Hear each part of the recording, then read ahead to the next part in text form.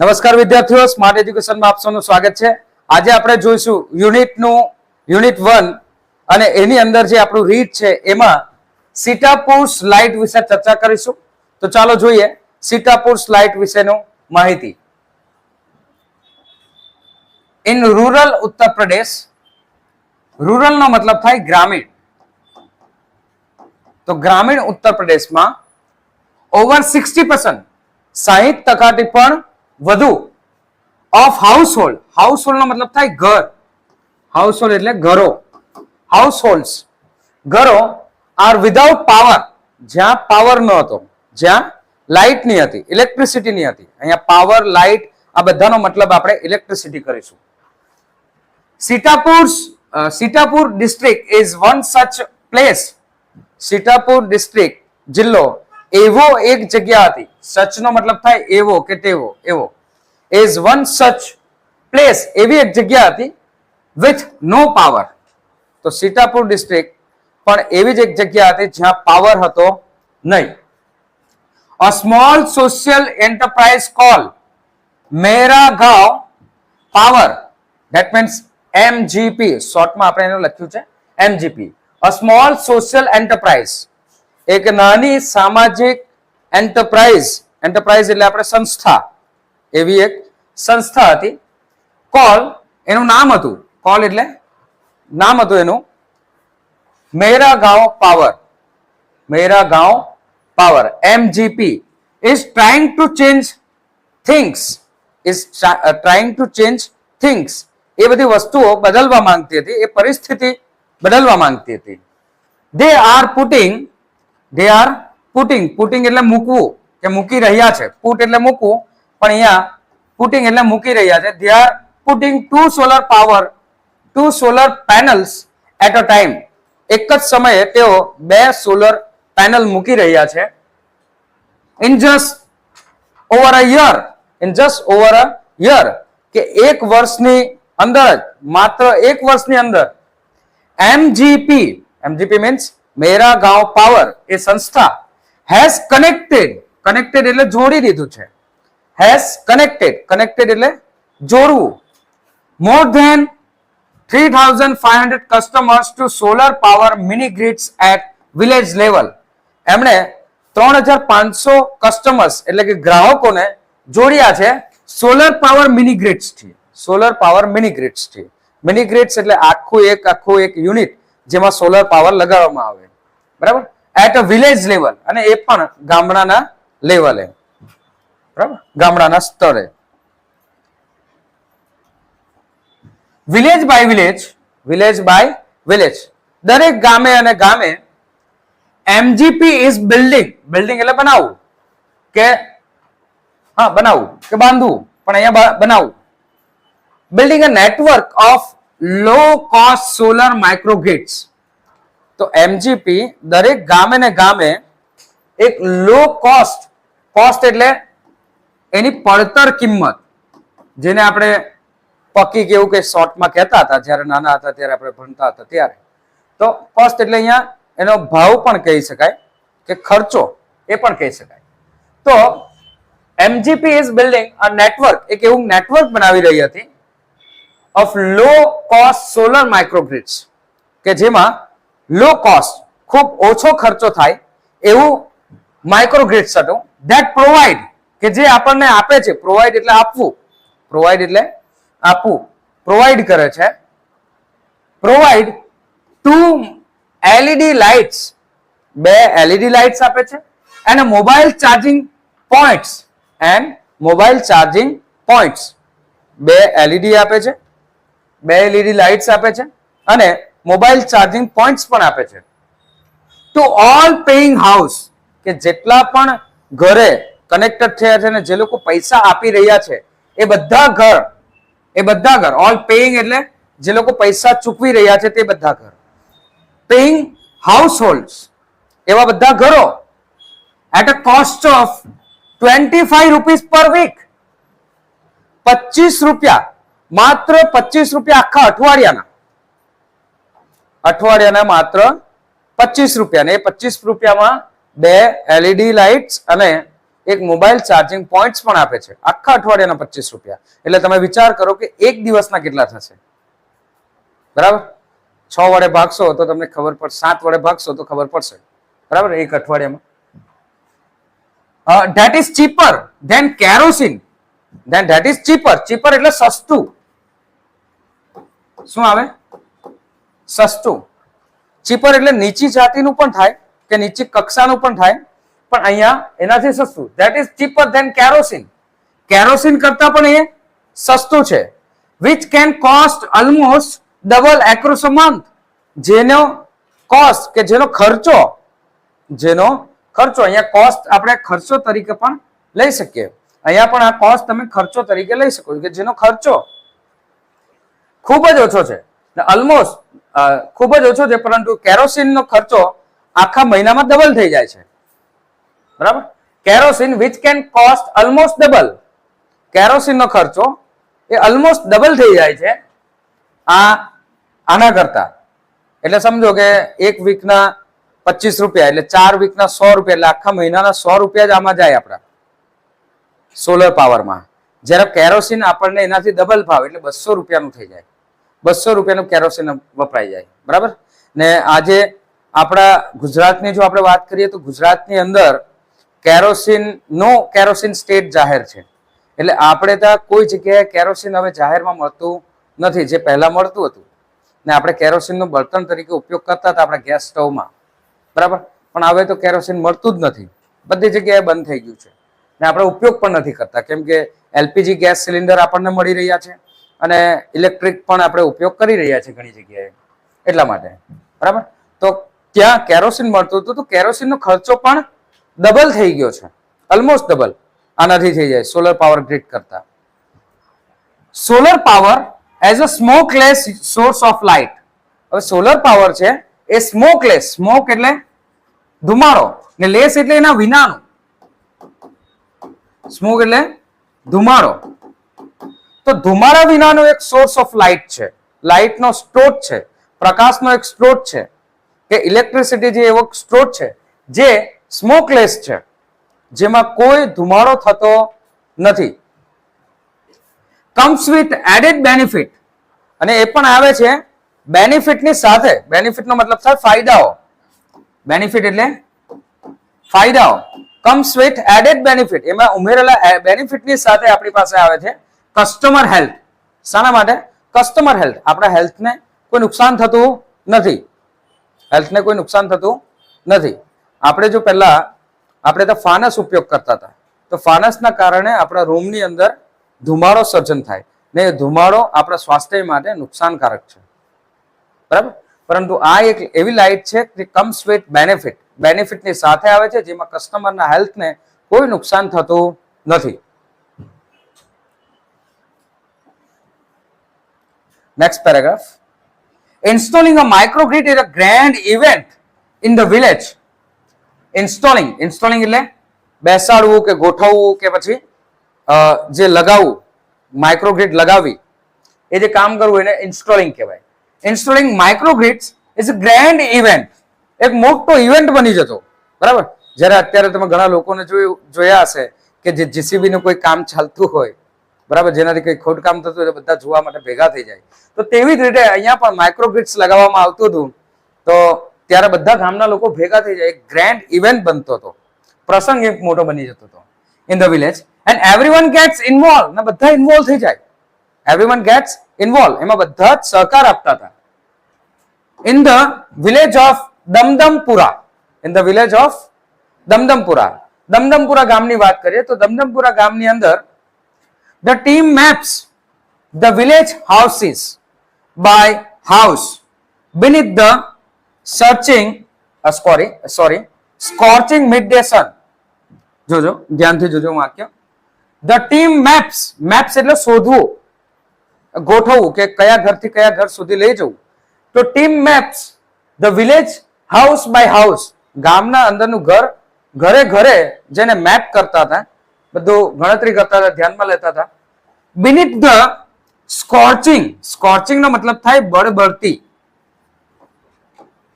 બળબળતી કે જર્જરતી ગરમી.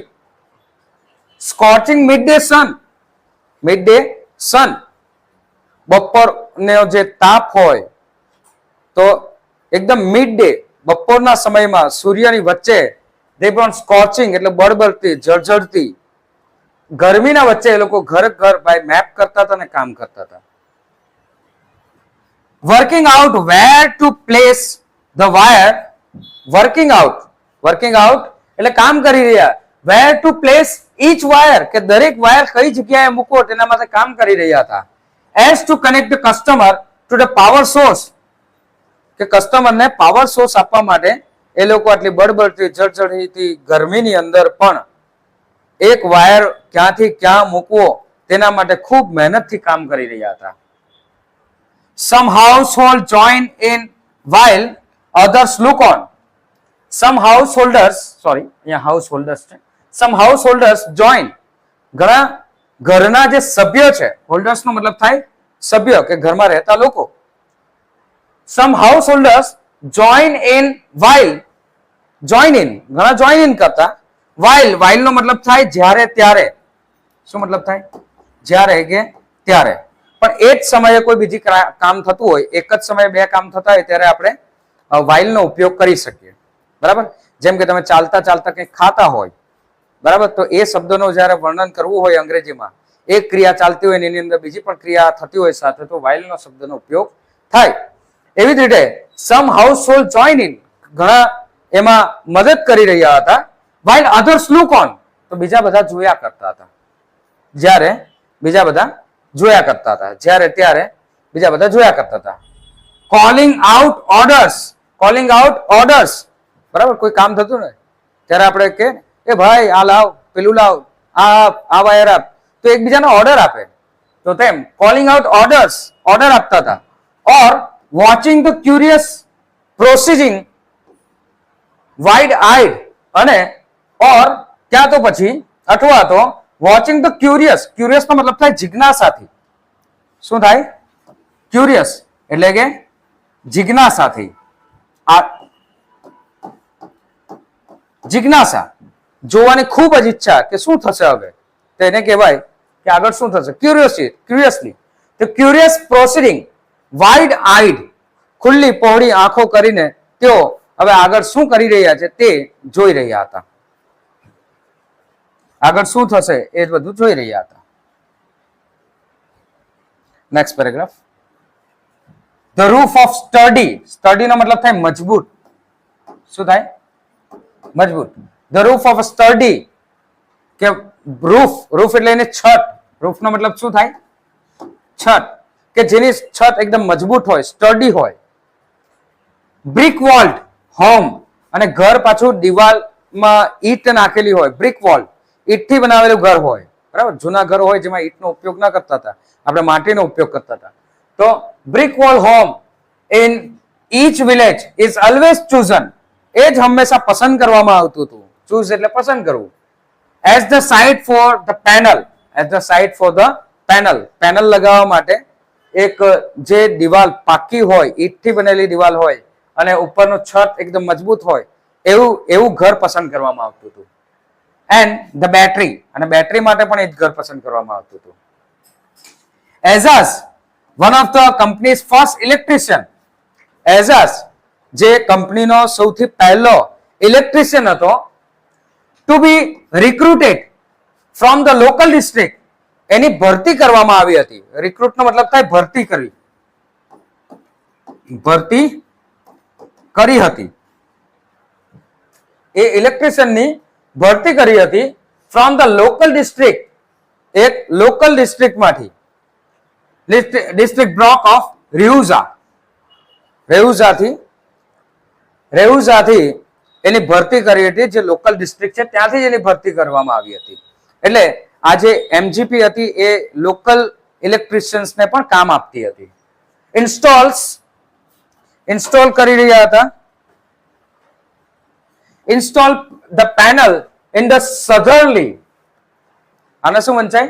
ઘણા લોકો આને વાંચે સાઉધરલી ન વંચાય આને. સાઉથ એ શબ્દ માટે, સાઉથ હોય એના માટે જ ઉપયોગ કરી શકાય, પરંતુ આનું પ્રોનન્સિએશન થાય સધરલી, એટલે કે દક્ષિણ દિશામાં. ધ પેનલ ઇન ધ સધર્નલી, સધર્નલી એટલે દક્ષિણ દિશામાં. કઈ દિશા? ધ પેનલ ઇન્સ્ટોલ, આગળ શબ્દ હતો install the panel in the southernly ડિરેક્શન્સ.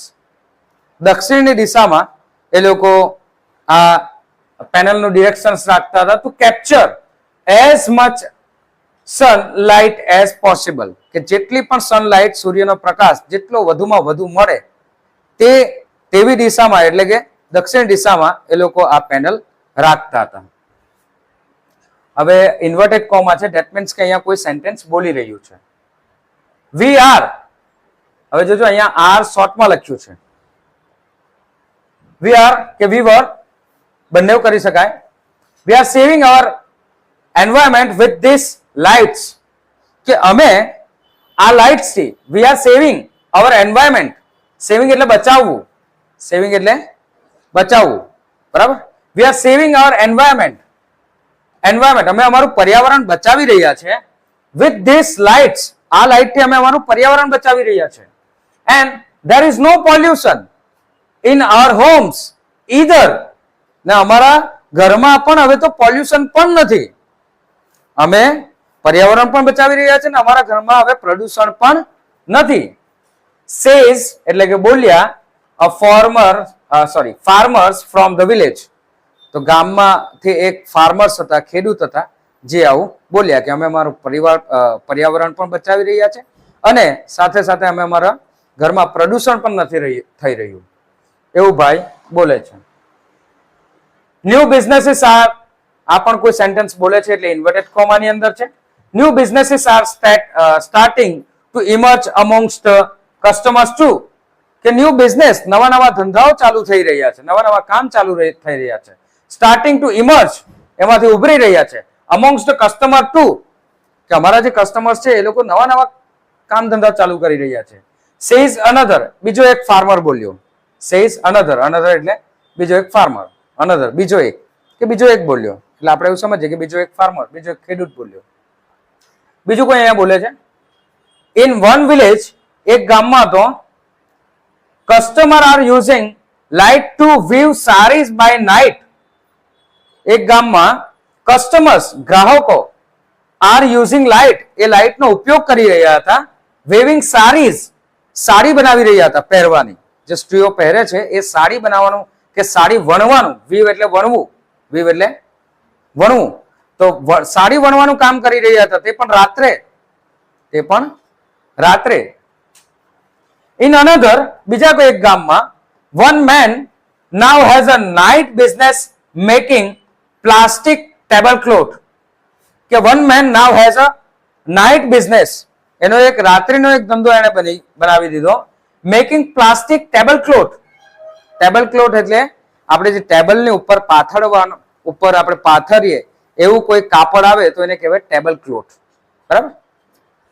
Dining table કે તેના ઉપર જે પાથરવાનું ટેબલ હોય એ બનાવી રહ્યો હતો. તો one man now has a night business, એને રાત્રિનો બિઝનેસ મળી ગયો હતો, ધંધો મળી ગયો હતો. મેકિંગ પ્લાસ્ટિક ટેબલ ક્લોથ, પ્લાસ્ટિકના ટેબલ ક્લોથ બનાવી રહ્યો હતો. હી સેઝ, તે આવું બોલ્યો.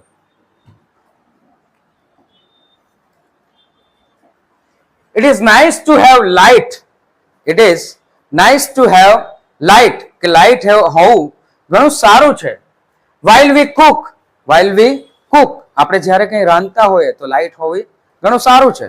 અંધારામાં સાથે સાથે જમવાની સાથે સાથે અંધારામાં કેવી રીતના બનાવશો? અંદર જીવજંતુ પણ પડી શકે, બરાબર, જીવજંતુ પડી શકે, જીવડાઓ પડી શકે. તો લાઇટ હોય તો આપણે જોઈ શકીએ, એમાં ધ્યાન આપી શકીએ. તો it's nice to have a light while we cook and we eat, and eat, આપણે ખાઈએ ત્યારે પણ લાઇટ હોય તો જરૂરી છે, બરાબર. Our children are also studying more now. અમારા ચિલ્ડ્રન, અમારા છોકરાઓ પણ હવે તો ઘણું ભણી રહ્યા છે કારણ કે લાઇટ આવી ગઈ છે, બરાબર. તો અહીંયા આ સીતાપુર લાઇટની આ કહાની હતી. નેક્સ્ટ વિડીયોમાં આપણે પલક્કડ ડિસ્ટ્રિક્ટ લાઇબ્રેરી વિશે ચર્ચા કરીશું અને યુનિટ 1 માં આગળ વધીશું. ત્યાં સુધી લાઈક કરો, શેર કરો, સબસ્ક્રાઇબ કરતા રહો. નવા વિડીયોમાં ફરી મળીશું. આભાર, થેન્ક યુ.